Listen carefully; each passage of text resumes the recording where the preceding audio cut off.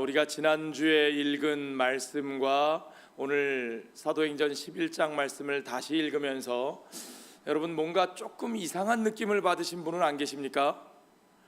오늘 본문이 어째 좀 이상하다 그런 느낌이 드신 분 한번 손 들어보십시오. 뭐가 이상하셨습니까? 이거 지난주에 읽었던 거 아니야? 그쵸 고개를 끄덕끄덕 이거 지난주에 다 읽었던 내용인데 목사님이 어제 결혼식에는 기도 순서도 빼먹고 넘어가더니 오늘은 성경 본문도 지난주에 했던 거 다시 하는 건가? 조금 요새 벌써 치매가 올 나이는 아닌데 이러면서. 그렇습니다. 오늘 본문에는요 지난주에 우리가 10장에서 이미 읽었던 그 내용들이 반복되고 있습니다. 그것도 굉장히 많은 부분을요. 베드로가 고넬료를 만나기까지 어떤 과정으로 어떻게 부르고 만나고 그 속에서 어떤 일들이 있었는지에 대한 이야기들, 성령께서 어떻게 준비하시고 무엇을 보여주시고 하늘에서 뭘 내려주시더니 부정한 것들을 먹으라 그러시고, 무엇보다도 중요한 얘기, 하나님이 깨끗하게 하신 것을 네가 속되다 하지 말지니라, 그 얘기까지 그죠? 우리 다 봤잖아요. 그거 10장에 다 읽었는데 왜 오늘 또 읽지? 저게 왜 또 나오지? 제가 잘못 읽은 게 아니고요, 어제는 제가 실수한 건데 오늘은 제가 실수한 게 아니고 분명히 누가는 사도행전 10장에서 이미 소개했던 그 과정들을 다시 한번 베드로의 말을 통해서 그대로 반복해서 보여주고 있습니다. 왜 그랬느냐? 베드로가 예루살렘에 올라가서 자기가 고넬료의 집에서 행하고 거기서 벌어진 일들을 그대로 보고하는 가운데 거기에 대해서 반대하는 사람들이 있었거든요. 어디서나 반대하는 사람들이 있습니다. 여러분 한번 여쭤보죠. 여러분이 하나님의 뜻에 순종하여서 열심히 준비하여서 성령 충만하여 어떤 일을 행하였더니 교회에 가서 보고하였더니 온 성도들이 다 기쁨으로 할렐루야 하면서 칭찬해주고 함께 박수 쳐주었다, 그런 일을 겪어보신 분 손 들어보십시오. 별로 없군요. 있으시군요. 반대로 내 딴에는 성령의 인도하심을 따라 열심히 순종하여서 가서 정말 열심히 일했는데 교회에 가서 보고하고 알려졌더니 칭찬은커녕 어떤 분들은 빼딱한 소리하고 어떤 분들은 낙심되는 소리 하시면서 이건 뭐가 잘못된 거 아니야, 그때 왜 이렇게 안 하고 저렇게 했어? 라고 하는 이야기들이 들려서 마음이 실망해 본 적이 있다 하시는 분 손 들어보십시오. 같은 분이 계속 손을 드시는데 조금 더 늘어났어요. 아까보다 조금 늘어났어요. 감사합니다. 사실은 안타깝게도 우리에게 벌어지는 일이 후자가 많죠, 그렇죠? 후자가 많아요. 그런데 여러분 낭망하지 마십시오. 우리가 잘못해서 그런 게 아니고 사도들이 행한 일도 그런 반응이 나왔다니까요. 사도들도 베드로가 예루살렘 교회에 가서 보고하는데 거기서 이야 할렐루야 정말 하나님의 말씀을 이방인들에게도 전하셨군요, 이야 이 놀라운 역사 앞으로 하나님이 얼마나 대단한 일을 펼치실까요, 감사합니다 박수치고 위로해 주기는커녕 거기서 어떤 사람들 성경에 보니까 그들을 할례자들 그랬습니다. 할례자들. 영어 성경에는 조금 의역했어요. circumcised believers. 그러니까 할례 받은 신자들이라고 우리 NIV 성경에는 번역이 되어 있는데 원문에는 그냥 할례의 사람들 그렇게 되어 있습니다. 그리고 원어로는 할례의 사람들 그렇게 되어 있어요. 그건 무슨 뜻이냐? 맞습니다. 영어의 의역이 맞아요. 할례 받은 사람들이라는 말인데 그들이 믿는 사람들이에요. 믿지 아니하는 예수님을 대적하는 유대인들이 아니라 유대인들 가운데 예수를 믿어 교회에 들어온 믿는 유대인들이죠. 다른 데 보면 바리새파 중에 돌아온 유대인들이라는 표현도 있습니다. 그 믿는 유대인들, 헬라말 표현으로 또는 히브리말 표현으로 할례의 사람들, 그러면 그건 그냥 사실은 예루살렘의 모든 유대인들을 통칭하는 말이에요.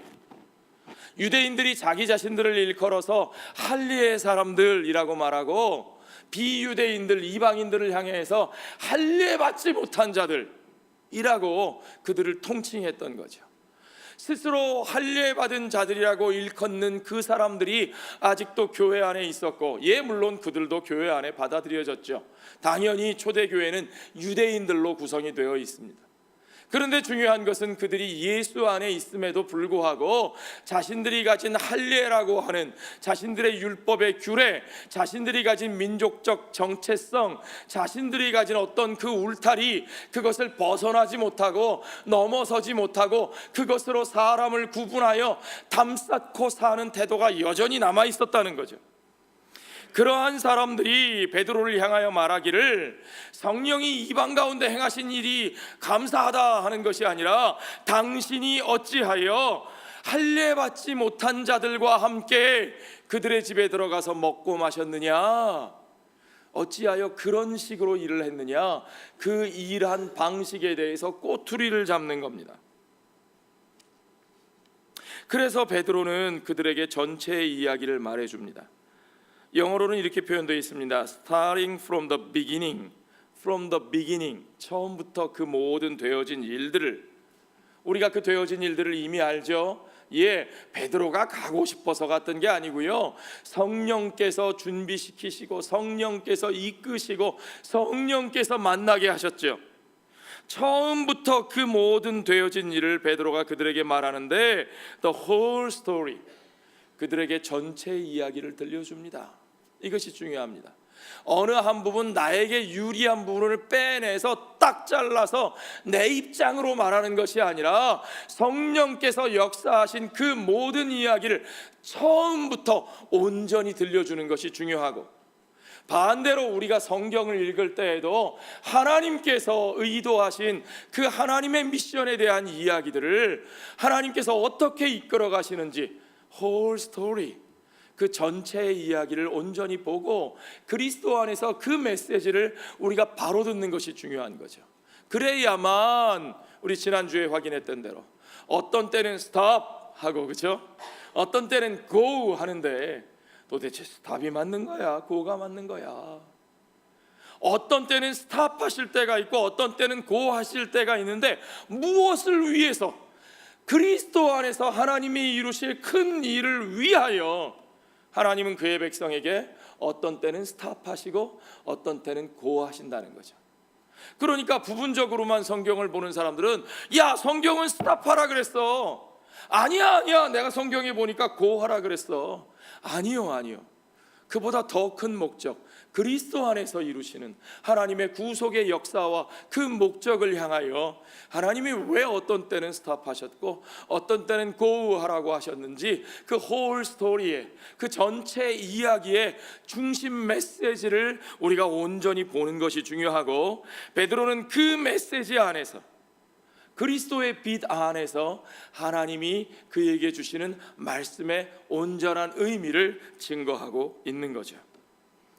그래서 누가도 이 베드로가 성령의 역사하시는 과정을 쭉 설명하는 것을요, 이게 베드로가 글을 쓸 줄 몰라서 그러는 게 아니고, 저 같으면 그 이야기는 앞에 다 했죠, 이미 다시 확인하고 싶으시면 10장을 참고하세요 이래놓고 베드로가 그 얘기를 다 했습니다, 그리고 넘어갈 것 같은데, 저 같으면 분명히 그렇게 할 거예요. 이거 쓰는 게 귀찮아서. 그런데 누가는 의도적으로 그 이야기를 처음부터 끝까지 다시 반복해서 들려주고 있다는 거죠. 누가가 글을 쓸 줄 몰라서 그러는 게 아니에요, 여러분.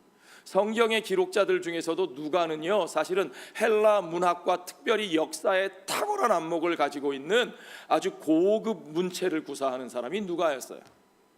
그런 누가가 일부러 이 이야기를 앞장 뒷장에서 연속하고 반복하고 있다는 것은 intentionally, 의도적으로 그렇게 하고 있다는 거예요. 의도적으로. 사실은 누가가 의도적으로 반복하는 이야기가 이거 말고 또 있습니다. 사도행전을 읽으면서 여러분 혹시 느끼신 적 없으세요? 계속 반복해서 나오는 얘기. 요 이야기 2번 나왔는데 사도행전에 3번 반복해서 나오는 스토리가 있어요. 그게 뭘까요? 사도 바울이 다메섹 도상에서 예수님을 만난 이야기. 그가 다메섹 도상에, 왜 다메섹으로 갔어요? 이 안디옥에 있는, 다메섹에 있는 그리스도인들을 잡아 가두려고 이 편지를 받아가지고 위임장을 받아가지고 가는데 길에서 호련히 큰 빛이 나더니 사울아 사울아 내가 어찌하여 나를 핍박하느냐. 주여 누구십니까? 나는 네가 핍박하는 예수라 예수라. 그렇게 예수님을 만나고 눈이 멀게 되고 다메섹 성에 들어가게 되고 거기서 세례를 받고 거기서 변화된 그 이야기. 사도 바울이 예수님을 만나 예수 그리스도의 사도로 부르심을 받는 그 바울의 부르심에 대한 이야기가 사도행전에 3번이나 반복해서 나와요. 그만큼 중요하다는 거죠. 누가가 의도적으로 그렇게 하고 있습니다. 여기서도 마찬가지입니다. 하나님께서 베드로를 불러 그를 고넬료의 집에 보내셔서 이방인의 집에 세례를 받게 하시는 일, 그 집 가운데 성령의 역사가 임했던 일, 그 일이 얼마나 중요한지 누가는 그 모든 과정을 성령이 주권적으로 하신 일이라는 사실을 그 부르심의 준비로부터 만남의 과정과 그 속에 증거된 내용과 그 속에서 일어난 일까지 결과까지 그대로 반복해서 그들에게 들려주고 있다는 거죠. 오늘 우리들에게도 마찬가지로 그 이야기를 들려줍니다. 그런데요, 누가가 그래도요 글을 지루하게 쓰는 사람이 아니라고요. 누가가 10장에 나와 있는 것과 조금 다른 표현이 11장에 또 나옵니다. 12절에 보니까 11장 12절에 보니까 성령이 내게 명하사 아무 의심 말고 함께 가라 하시매 이 6 형제도 나와 함께 가서 그 사람의 집에 들어가니 그랬어요. 10장에는 할례 받은 자들도 같이 갔다 그런 표현이 나와 있는데 그들이 6 형제다라는 거죠. 그들이 같이 고넬료의 집에 들어갔다는 거예요. 저는 이것이 굉장히 중요한 많은 사실들을 말해준다고 믿습니다. 사도들은 성령을 받아 역사한 성령의 사람들이었지만 그들은 결코 개인적으로 사사로이 그 사역을 진행하지 않았습니다.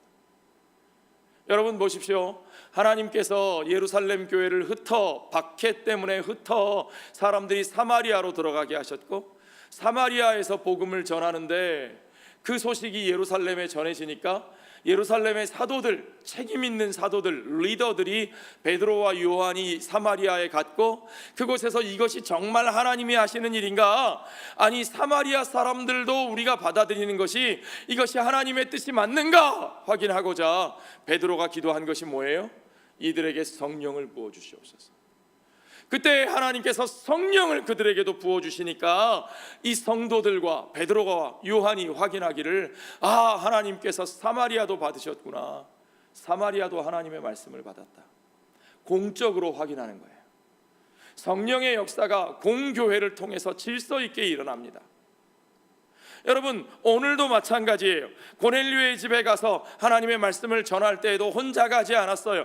6 형제와 함께 갔고 그들의 눈에 그 모든 과정이 다 목격되었고 그것을 베드로가 예루살렘 공회에 가서 그대로 보고합니다. 공적으로 공교회적으로 이 모든 일을 행하는 거예요. 그리고는 그들이 분명히 확인하건대 그곳에 성령이 임하셨다는 거죠. 그것을 공교회가 확인하고 이제 그 이방인들을 받아들이는 과정도 공교회적으로 확인합니다. 여러분 성령 받은 사람이라고 해서 결코 자기 사사로운 일로 사사로운 방식으로 모든 사역을 감당하면 안 됩니다.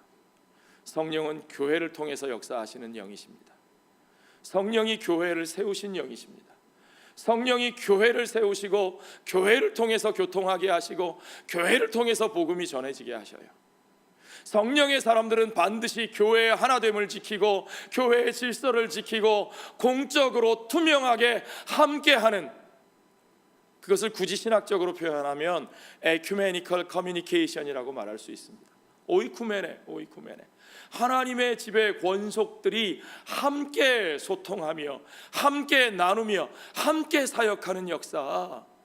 그래서 우리가 함께 소통하고 성령의 행하시는 일을 함께 확인하면서 성령이 우리를 이끌어 가시는 그 방향으로, 하나님의 방향으로 우리가 함께 나아가는 것, 그것이 공적 교회를 쓰시는 성령의 역사의 방식이라는 사실을 여러분 믿으시기 바랍니다.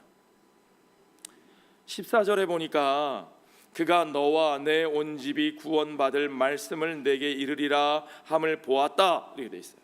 이게 무슨 말이냐?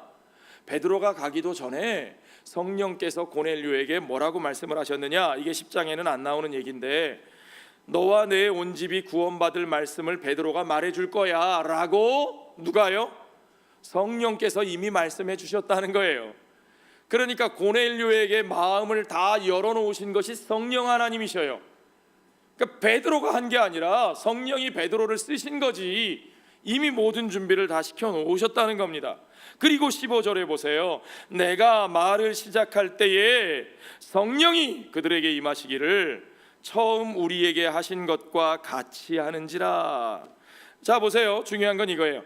As I began to speak, 베드로가 말하자마자 이 얘기예요.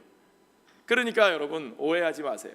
베드로가 능력이 있고 베드로가 요즘 속된 말로 영빨이 세서 막 훌륭한 부흥사라서 막 가서 베드로가 설교를 잘해서 사람들이 뒤집어지고 성령의 역사가 일어난 게 아니에요. 성령의 역사는 특별한 사람이 가진 어떤 능력의 결과로 일어나는 게 아닙니다, 여러분. 성령이 먼저 일하심에 우리가 그의 도구로 쓰임 받는 거예요, 여러분. 베드로가 말을 시작하자마자 이미 성령이 그들에게 임하셔요. 막 이거 어떻게 하겠어요? 이게 감당이 되겠어요? As I began to speak, the Holy Spirit came on them as He had come on us at the beginning. 여기 He는 the Holy Spirit이에요. 성령께서 처음 우리에게 임하셨던 그 모습과 같은 모습으로 그들에게 임하셨다. 같은 성령을 그들에게 주셨다 이거예요. 이게 지금 공회 앞에서 확인하는 거예요. 처음 예루살렘에서 그들에게 임하셨던 그 장면과 똑같이 이게 여러분 사람의 비유를 맞추려면 어쩌면 이렇게 말할 수 있지 않았을까요? 아유 성령이 그들에게도 임하기는 하셨는데 아유 예루살렘 교회 여러분 너무 걱정하지 마세요. 우리가 first잖아요. 우리가 원조예요, 원조. 제가 춘천 막국수 골목에 가니까 다 원조더라고요. 여기 원조, 저기 원조, 그 다음에 집엔 진짜 원조, 그 다음 집 간판에는 진짜 원래 원조 뭐 이렇게 써놨더라고요. 우리가 먼저고요. 저들은 두 번째예요. 아, 우리에게 임하셨던 성령의 그 뜨거움보다는 좀 못했는데요. 저들도요. 우리가 큰 집이고 저들은 작은 집이에요? 아니요. 베드로는 그렇게 말하고 있지 않습니다. 우리에게 임하셨던 그 성령께서 똑같이 그들에게도 임하셨습니다. 우리는 복음의 메시지 가운데 이 말씀을 너무 많이 듣습니다. 차별이 없느니라. There is no discrimination, no favoritism. 하나님의 선택은 하나님의 편애가 아니다. 차별이 없느니라. 첫 번째, 두 번째가 중요한 것이 아니고 똑같은 성령을 그들에게 부어 주셨느니라. 주도 하나요, 세례도 하나요, 성령도 하나이시니 우리가 한 성령을 받아 한 형제가 되었느니라. 그러므로 그리스도 예수 안에서 유대인이나 이방인이나 남자나 여자나 종이나 자유인이나 차별이 없느니라. 아멘. 성령께서 그 복음을 분명하게 증거해 주셨고 사도는 그것을 예루살렘 공회 앞에서 분명하게 증거하고 있는 겁니다. 어떻게 사도는 그것을 이해할 수 있었을까요? 중요한 것은 하나님이 행하신 새 일을 우리가 바라보는 겁니다. 하나님은 새 일을 행하시는 하나님이십니다. 여러분, 사도들이 우리에게, 선지자들이 우리에게 증거한 메시지가 바로 그거죠.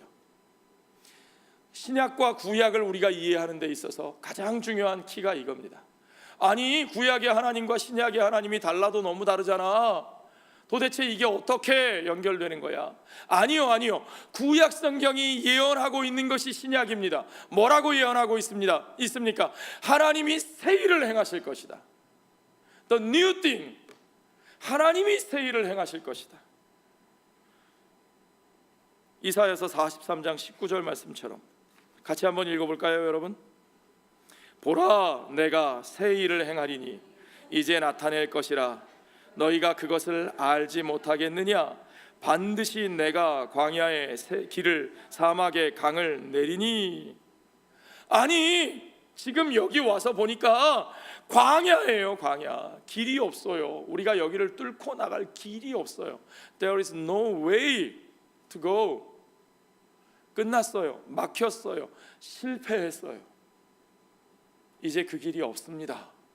그것이 우리가 보는 방식이죠. 그것이 많은 사람들이 인간적으로 구약 성경을 읽는 방식입니다. 이스라엘은 끝났어요. 아브라함에게 불러 약속하신 하나님의 언약은 끝났어요. 실패했어요. 아니요. 구약의 메시지는 하나님께서 새 일을 하실 것이다. There is a way of God. God will make a way. He will make a new way in the desert. 하나님이 그 광야에 새 길을 내실 것이다. 하나님의 방식으로. By the new way. 하나님의 방식으로. 그것이 구약 성경의 결론입니다. 그것이 선지자들의 메시지입니다. 그리고 그 새 일이 누구 안에서 이루어졌느냐? 그것이 예수 그리스도 안에서 이루어진 것입니다. 믿으시면 아멘 하시기 바랍니다. 우리가 바라볼 수 없는 그 길을 하나님이 내셨습니다. 유대인들이 이해할 수 없는 그 길을 하나님이 내셨습니다. 그것이 그리스도의 빛 안에서 어떻게 이루어지는가, 우리가 그것을 다시 보는 겁니다. 구약의 모든 메시지가 우리 예수님 누가복음에서 말씀하신 것처럼 모세와 선지자들과 그 모든 시편의 글들이 나를 가리켜 말한 것이라, 예수 그리스도를 통해서 그 의미를 다시 보고, 바로 예수 그리스도를 통해서 그리스도의 빛 안에서 그 모든 성경을 다시 보게 된 사도는 그리스도의 말씀을 통해서 지금 성령의 역사가 벌어지는 것을 온전히 이해하고 분별하고 해석할 수 있게 됩니다. 이사야서에 너희가 그것을 알지 못하느냐 그랬는데, 영어 표현해 보니까 do you not perceive it 그랬어요. perceive it. perceiving이라고 하는 것은 우리가 지각하는 것, 그렇죠? 깨닫는 것, 이해하는 걸 말하는 거예요. 너희가 이것을 이해하지 못하느냐, 보지 못하느냐, 깨닫지 못하느냐. 그러나 이제 그리스도를 만난 자들은 그리스도의 빛 안에서 이제 그리스도가 약속하신 그 일들, 아니 선지자들이 약속한 그 모든 것들이 그리스도 안에서 어떻게 이루어졌고, 그리스도가 이루시고 약속하신 대로 성령이 어떻게 우리에게 부어졌고, 그 성령이 역사하시는 것이 우리 가운데 어떠한 방식으로 역사하시는지를 분명하게 확인할 수 있는 거죠. 어떻게 확인하는지 보세요. 16절에 보니까 내가 주의 말씀에 요한은 물로 세례를 베풀었으나 너희는 성령으로 세례를 받으리라 하신 것이 생각났노라. 지금 이 장면에서 베드로는 예수님의 말씀이 기억난 거예요. 예수님이 어디서 이 말씀을 하셨어요? 사도행전 1장 5절에 보면 예수님이 승천하시기 직전에 제자들에게 말씀하셔요. 너희는 이제 몇 날이 되지 못하여 성령으로 세례를 받을 것이라. 요한은 물로 세례를 베풀었으나 너희는 성령으로 세례를 받을 것이라. 베드로가 그 말씀을 가지고 요엘 선지자의 말씀을 떠올립니다. 오순절 다락방에서 성령이 임하실 때에 베드로에게 떠오른 말씀은 선지자 요엘의 말씀이었어요. 마지막 날에 무엇이 마지막 날이에요? 여호와께서 그 모든 뜻을 이루실 그날에, 여호와의 날에. 성경에 마지막 날이라는 말은 여호와의 날, in the day of the Lord, 주의 날에 그렇게 표현돼요.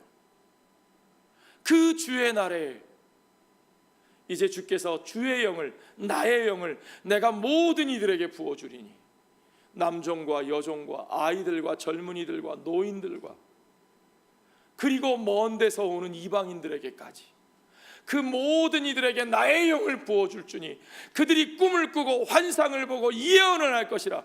그들이 선지자들과 같이, 하나님의 백성들과 같이, 하나님의 제사장들과 같이 하나님의 나라의 메시지를 선포하고 그들의 입을 통하여 하나님 나라의 복음이 전파될 것이라.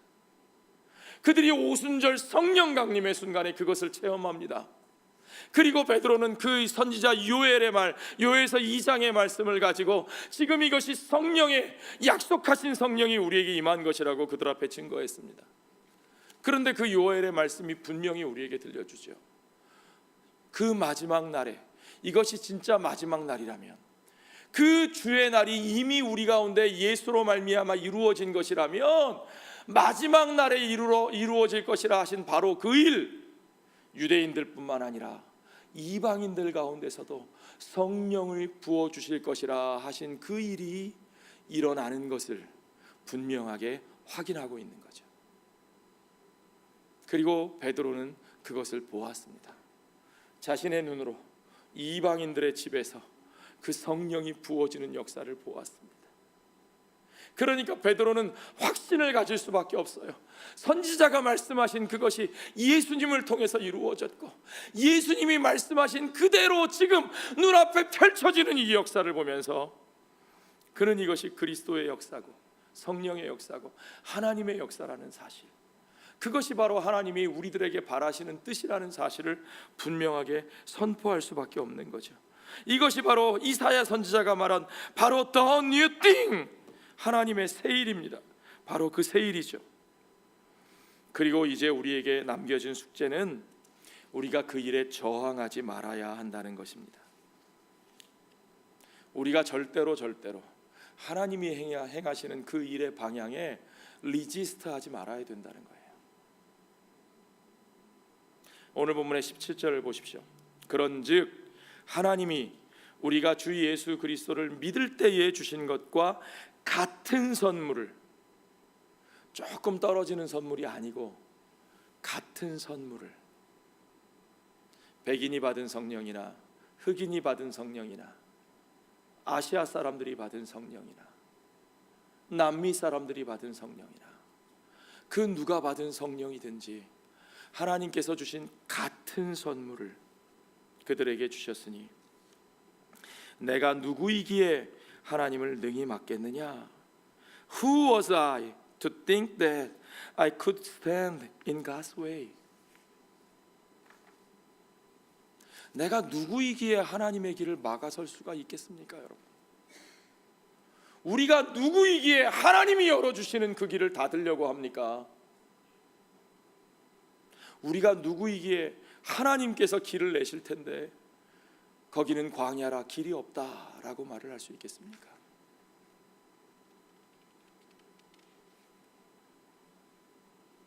이 말을 듣고 참 말 많던 그 사람들이 다른 아무 말도 할 수 없게 되었습니다. 18절에 보니까 그들이 이 말을 듣고 잠잠하여 그랬어요. 잠잠하여 하나님께 영광을 돌렸다. 예수님의 모습이 떠오르죠. 예수께서 그 바리새인들과 서기관들과 사두개인들 앞에서 그 말씀을 전하실 때에 그들이 그 권위에 놀라더라. 그렇죠? 그들이 아무 말도 대답하지 못하더라. 그것이 예수 그리스도의 권위입니다. 우리가 성경을 바라보고 우리가 그것을 예수 그리스도의 빛 안에서 하나님이 이루시는 그 큰 역사를 바라보게 될 때에 그 권위, 예수 그리스도의 권위, 그것이 바로 하나님의 말씀의 권위예요, 여러분. The true authority of the God's word. 하나님의 말씀의 권위는 거기서 나오는 거예요. 성경책 몇 장 몇 절 달달 외우는 게 중요한 것이 아니라 그 말씀을 그리스도의 빛 안에서 그리스도의 권위로 이해하는 것.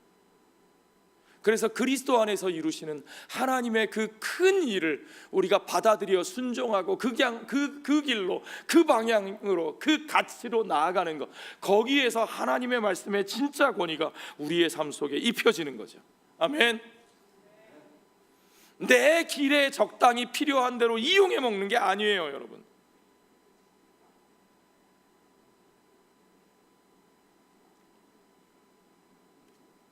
그들이 잠잠하여, 이 말을 듣고 잠잠하여 하나님께 영광을 돌려 이르되, 그러면 하나님께서 이방인에게도 생명 얻는 회개를 주셨다 하니, 생명 얻는 회개를 이방인에게도 주셨다.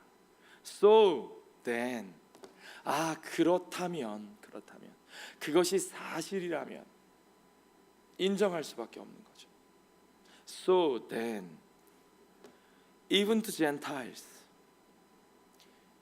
even to Samaritans, 사마리아 사람들뿐만 아니라 even 이제는 심지어 이방인들까지도 There is no exception, 예외 없이. 이 말은 사마리아 사람들까지만이야, 헬라 사람들까지만이야, 이게 아니고 There is no exception, 모든 사람들에게, even to Gentiles, even to the people, to anyone who is difficult to me, difficult to accept to me. 내가 받아들이기 힘든 그 어떤 사람이라고 할지라도, 다시 한번요, There is no exception. 여기에는 예외가 없습니다. 여러분의 마음속에 누구 한 사람을 좀 예외로 놓고 싶으십니까? 여러분의 마음속에 어떤 사람들을 예외로 빼놓고 싶으십니까? 아니요. 하나님의 뜻 앞에서 여기에 누구도 예외가 없습니다. God has granted repentance that leads to life. God has granted. 이 grant라는 말이 얼마나 반가운지요. 제가 이제 곧 딸아이를 대학에 보내야 되는 아빠가 되니까 이 그랜트라는 말이 귀가 솔깃해져요. 그 어디에 가야 그랜트를 더 많이 받을 수 있나? 그랜트는 대가가 없는 거예요. 그랜트는 선물이에요. 회개는요, 내가 하는 게 아니에요. 나는 예수 믿었고 저 사람은 예수 안 믿었으니까 내가 저 사람보다 낫지, 천만에요. 왜 달라? 나는 회개했고 쟤는 회개 안 했는데. 아니요, 우린 그럴 수 없습니다. 회개가 뭐예요? 생명 얻는 회개는 하나님께서 주시는 거라니까요. 아멘. God has granted. 우리가 얻어내는 게 아니에요. 그러니까 우리가 자랑할 수 있는 게 아니에요.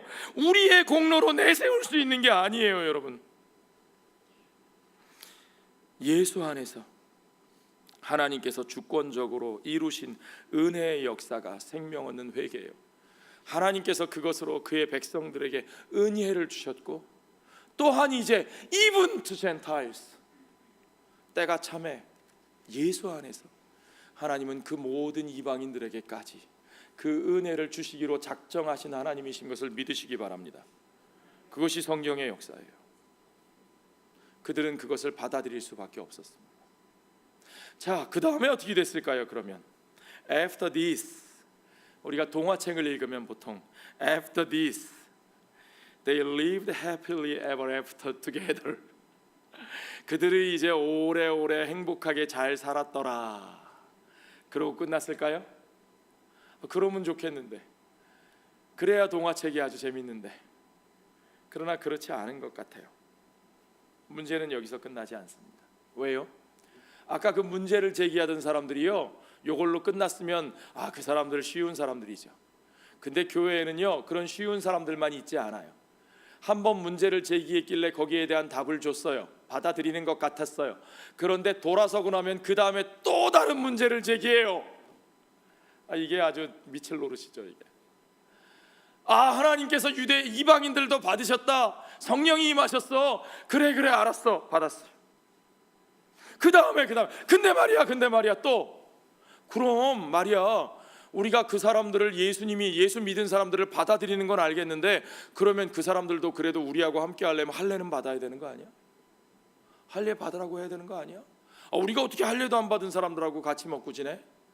교회 안에 들어오면 우리가 성찬도 같이 하고 한 밥상에 한 상에 둘러앉아 먹고 마시는 게 교회인데, 어떻게 할례도 받지 않은 자들과 같이 해? 이게 사도행전 15장에 나오는 문제예요. 또 문제가 나와요. 심지어는요, 그 문제가 누구까지 넘어뜨리느냐? 베드로 자신도 넘어뜨려요. 갈라디아서 2장에 보면요, 베드로 자신이 이 문제로 넘어집니다. 한번 쭉 읽어볼까요? 일단 11절부터 우리 조금만 읽어볼까요? 갈라디아서 2장. 게바가 안디옥에 이르렀을 때에 책망받을 일이 있기로, 게바가 베드로죠. 내가 그를 대면하여 책망하였노라. 야고보에게서 온 어떤 이들이 이르기 전에 게바가 이방인과 함께 먹다가 그들이 오매 그가 할례자들을 두려워하여 떠나 물러가매. 이게 무슨 말이에요? 지금 이 말은 누가 하고 있는 거예요?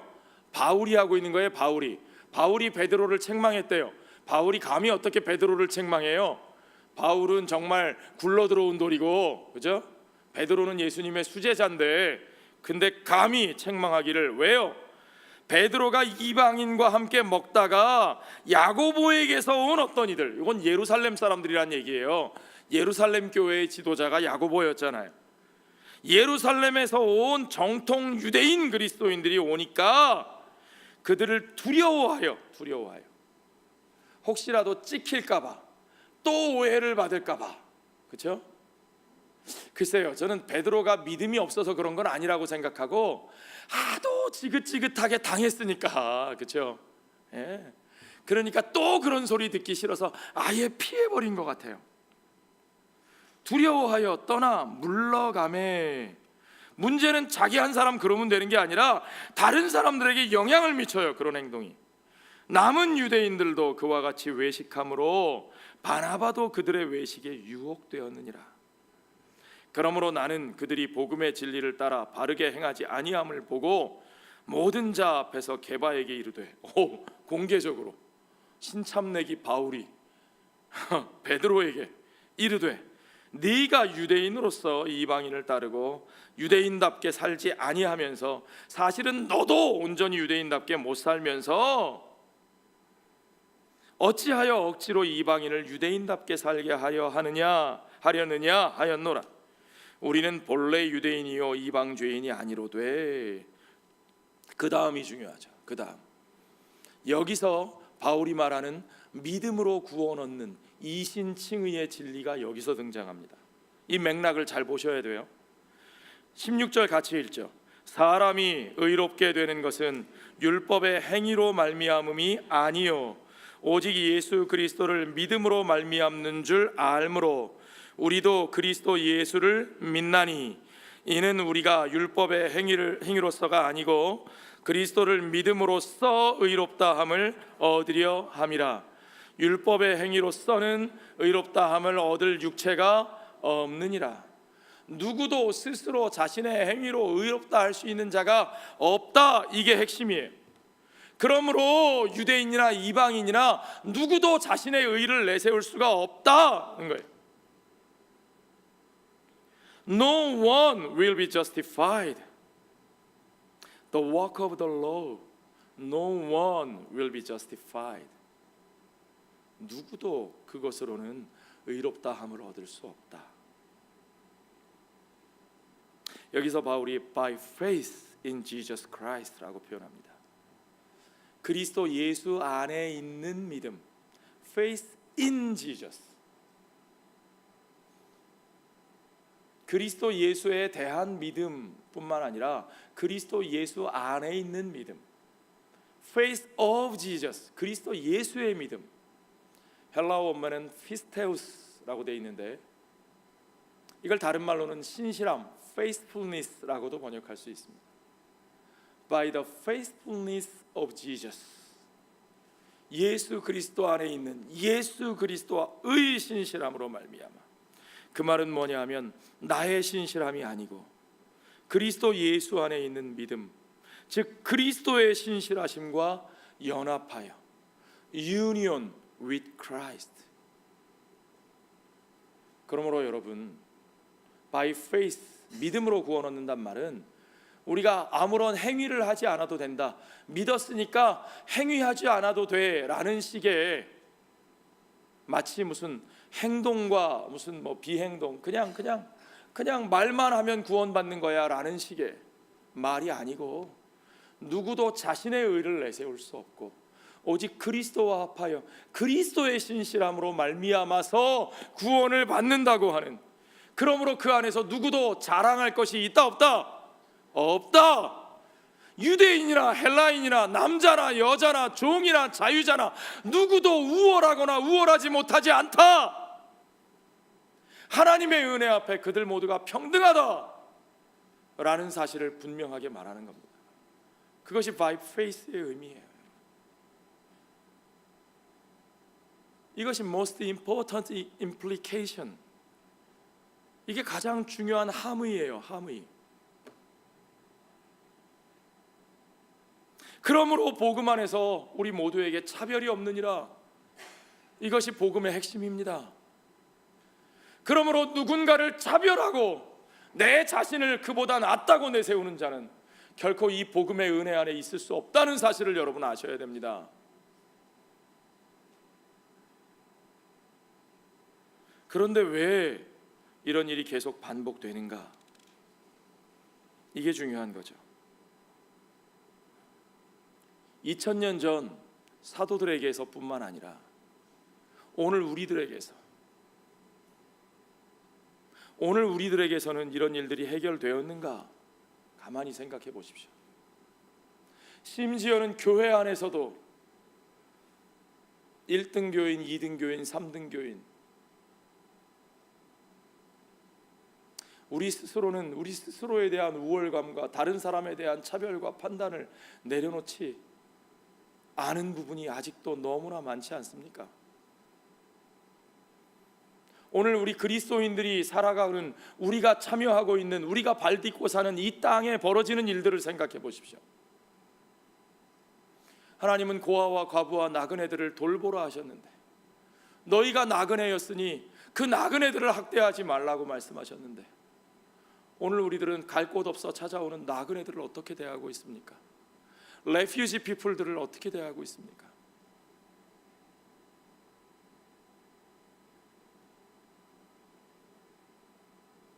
안 믿는 사람들이 하는 일인가요? 아니요. 제가 보기엔 그렇지 않습니다. 예수 믿는 사람들이 그들에 대한 차별과 혐오와 배제와 그 모든 일에 앞장서고 있어요. 교회에서 그들을 받아들이면 안 된다는 여론이 만들어지고 카톡으로 돌아다닙니다. 무슬림들을 받아들이면 안 된대. 그 사람들 진짜 난민도 아니고 무슬림 전파하러 오는 거래.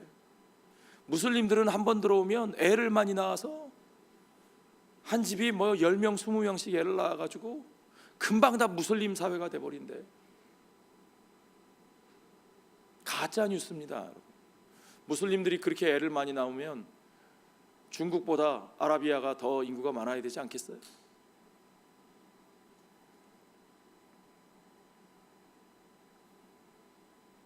난민들을 받아들이면 성폭행이 늘어나고 뭐가 어떻고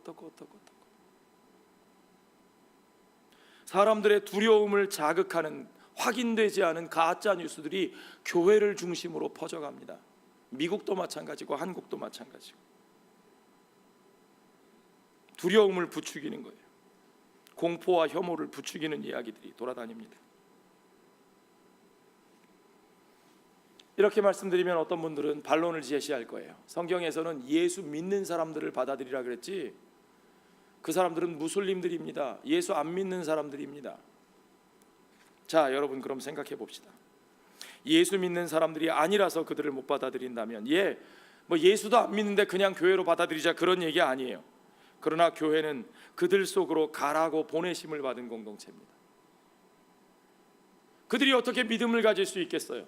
전하는 자가 없는데 어떻게 믿음을 가질 수가 있겠어요? 믿음은 들음에서 납니다. 하나님의 말씀을 들어야 합니다. 누군가는 그들에게 하나님의 말씀을 전해야 합니다. 그런데 그들이 사는 땅에서는 하나님의 말씀을 전할 수 있는 방법이 없어요. 그런 사람들이 우리들 옆으로 찾아옵니다. 얼마나 좋은 기회예요. 하나님이 주시는 기회인 줄로 믿습니다. 종교의 자유가 보장되는 이 땅에 그 사람들이 찾아와요. 우리가 그들과 소통할 수 있어요. 중요한 건 우리가 그들과 어떻게 소통할 수 있는지, 우리가 그 소통의 준비가 되어 있느냐 하는 거예요. 중요한 건 그들과 소통하는 것이 선교입니다. 하나님이 열어주신 기회예요. 그런데 우리를 찾아 도와달라고 찾아오는 사람들은 내쫓고, 그리고 나서는 문 닫아놓은 그 나라에 억지로 들어가가지고 가서 목숨 걸고 선교한다고요? 그런 아이러니가 어디 있어요? 그게 무슨 선교적 교회예요?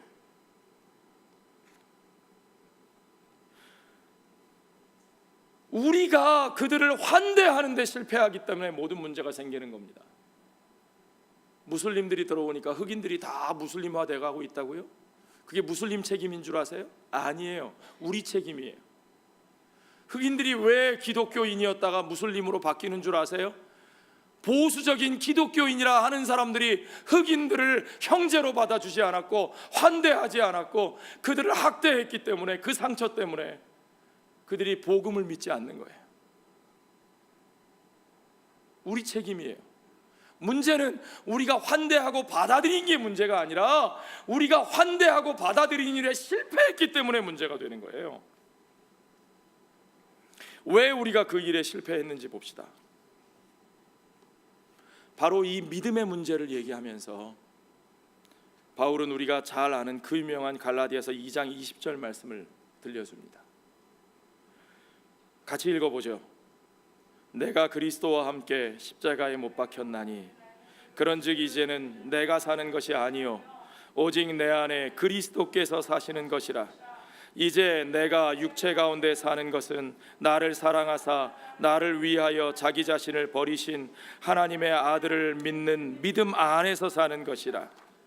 내가 하나님의 은혜를 패하지 아니하노니 만일 의롭게 되는 것이 율법으로 말미암으면 그리스도께서 헛되이 죽으셨느니라.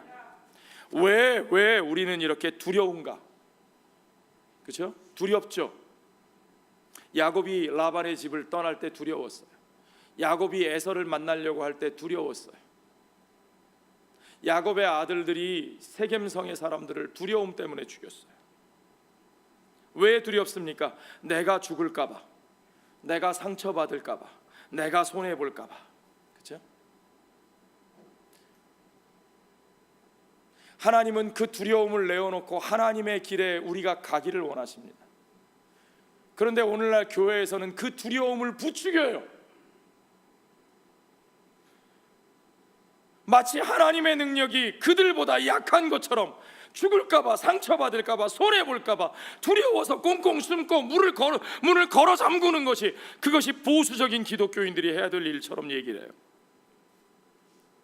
그 말은 내가 아직 죽지 못했다는 말입니다. 내가 아직 죽지 못했으니까 죽을까봐 두려운 거예요. 그리스도 안에 죽은 사람은 죽을까봐 두렵지 않습니다. 아멘. 그리스도 안에 죽은 사람들은 상처가 두렵지 않습니다. 아멘. 내가 아직 하나님의 아들을 믿는 믿음 안에서 살고 있지 못하니까, 하나님의 은혜가 어떤 것인지를 알지 못하니까. 여러분, 하나님의 길을 막지 마시기 바랍니다. 하나님의 길로 순종하며 나아가시기 바랍니다. 하나님의 길로 가다가 욕먹고 손해보고 상처받고, 베드로도 욕먹었다니까요. 그렇죠? 죽을 것을 걱정하지 마시기 바랍니다. 내가 누구이기에 감히 하나님을 맡겠습니까?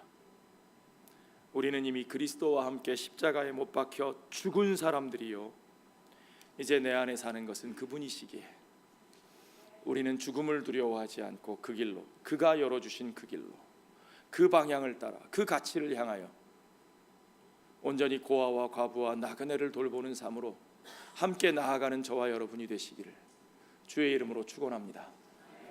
기도하겠습니다. 아버지 하나님, 감사합니다. 온전히 이 복음의 역사, 성령의 역사, 하나님이 이루시는 길이 우리 안에 순종으로 받아들여지고 우리의 눈앞에 광야와 같은 길일지라도 하나님이 내시는 그 길을 따라 그 길로 걸어가기를 주저하지 않는 우리들 되게 하여 주시옵소서. 내가 누구이기에 감히 하나님이 하시고자 하는 일을 막는가? 교회의 이름으로, 기독교인의 이름으로 그런 참남한 일을 하는 우리들 되지 않게 하여 주시고, 오직 하나님의 뜻에 순종하여 정말 내 자신이 십자가 지는 심정으로 죽을 것 같은 두려움을 이기고 상처의 아픔을 이기고 과거의 트라우마를 이겨내고 오직 그들과 함께하는 그 길로, 그들을 환대하는 그 길로, 그들을 품어안는 그 길로, 우리 예수님 걸어가신 그 십자가의 길로 나아가 그 생명의 역사, 부활의 역사를 이루는 하나님의 교회로, 선교적인 교회로, 선교적인 우리들의 삶으로 쓰임받게 하여 주시옵소서. 모든 것을 주께 감사드리며 예수님 거룩하신 이름 받들어 기도하옵나이다.